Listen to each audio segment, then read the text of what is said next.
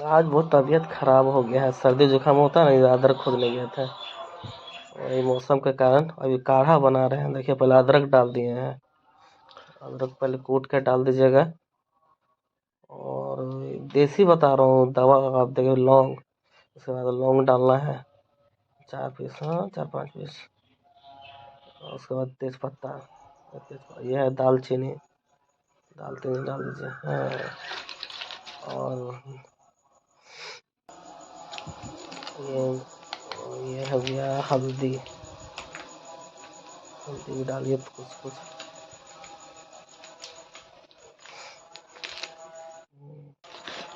अब आया है गोलकी, इसको बोलते हैं, काली मिर्च बोलते हैं इसको।